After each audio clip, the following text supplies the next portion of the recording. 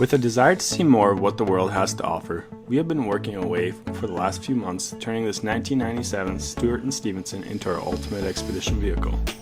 With a fresh coat of paint, new lights, we are pushing ourselves to create a home that will not only allow us to travel, but to see the world from a different perspective.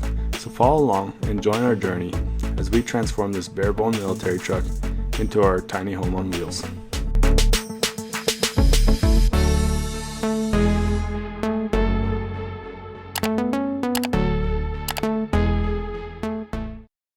Welcome back for another episode of the Expedition Truck Build. We are building our dinette area here today. We have a second water tank going into that area. So we kind of have to encapsulate that and kind of build up the floor. It's going to house all of our plumbing, most of our plumbing, like the pump and a lot of the lines are going right in that area. That way they can be accessed at a later point if need be. So we kind of have to build an enclosure and a base. And let's get straight to it.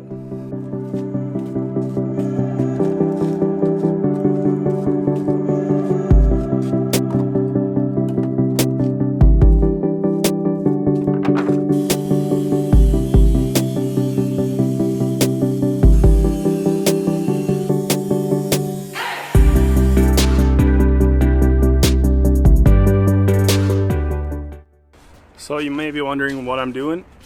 These water tanks, you kind of have to encase the whole thing either with wood or whatever you want to encase them in, really, because if you don't, they're gonna swell up and almost become round. Definitely make sure, a lot of people even like strap them down with like straps, but as long as on one side or on two sides, I guess, they are holding its shape essentially. So what I'm doing is I'm building a plywood box to keep it square or rectangular, I guess.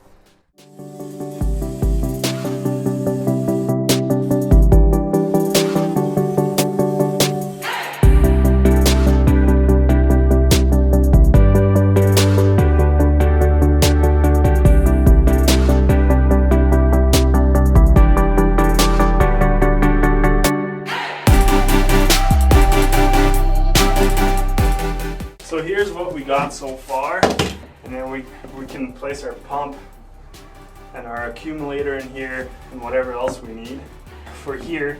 So we want to be able to access this tank if something was to happen. So we're gonna notch this in here. We just need to make a faceplate pretty much, and we also need to make that very easily removable to service whatever is in here. She's doing the ceiling, covering all the cracks and all the staple holes. So we'll show you how that's going.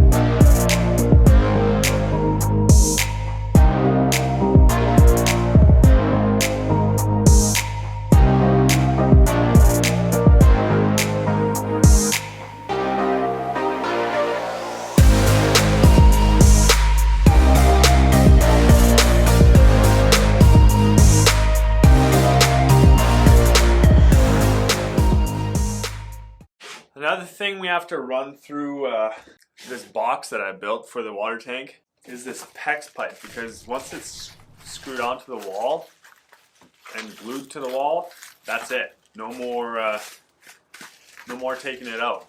I bought some PEX B pipe. I don't know how to do any plumbing. All I was taught when I was in the trades, not plumbing, was shit flows downhill, payday's Friday every second week, and you're a plumber. But I don't know if that's quite true. You plumbers out there, I don't know if that's the right way to say it, but let us know in the comments below I'm curious what your guys' saying is for maybe some other trades too. It's always something funny. We all bash each other.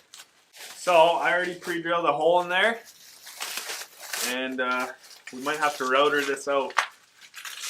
But it's gonna be the only spot that really needs to be routered, the insulation. I'm gonna try to run everything else like underneath, on the inside, not on the walls. Like kind of run it along the floor where it can just be along the floor where you can't see it. Our lovely red pecs. And then got our lovely blue pecs.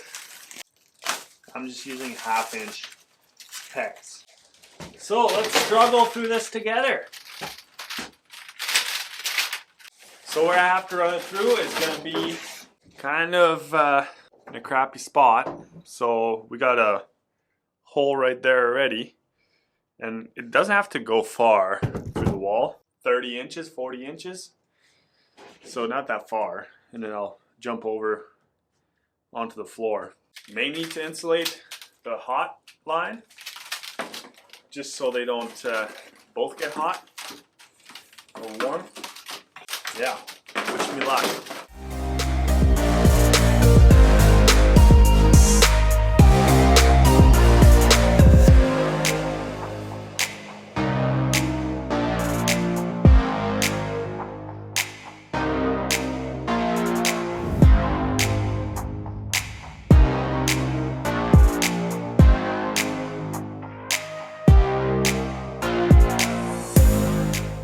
What we're going to try here is squeeze these lines underneath the shower pan and then see how she goes.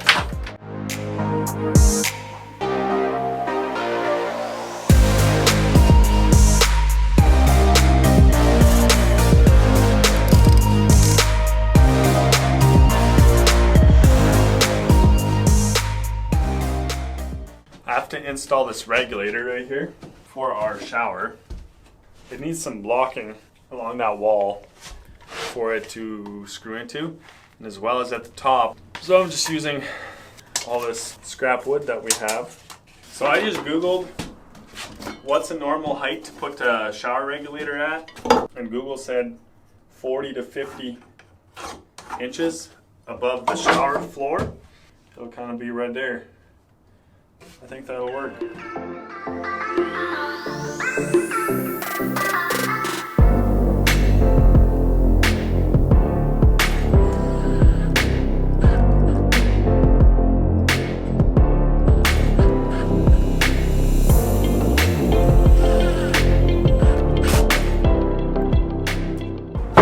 So, our beautiful Amazon shower even came with Teflon tape.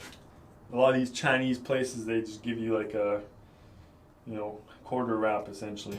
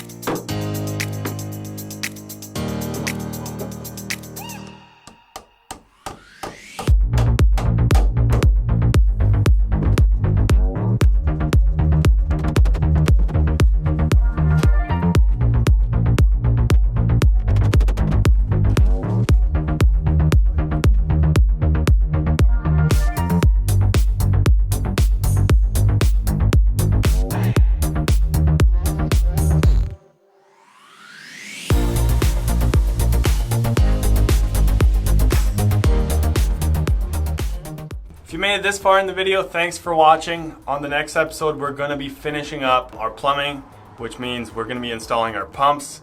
We need to get our tanks drilled and roto-welded, as well as we'll probably start cladding the walls. I've got some pretty exciting news for that one. We found a product which I'm really excited to show you guys. So stay tuned for that one. If you haven't subscribed already, subscribe and like and comment and share our content. See you next week.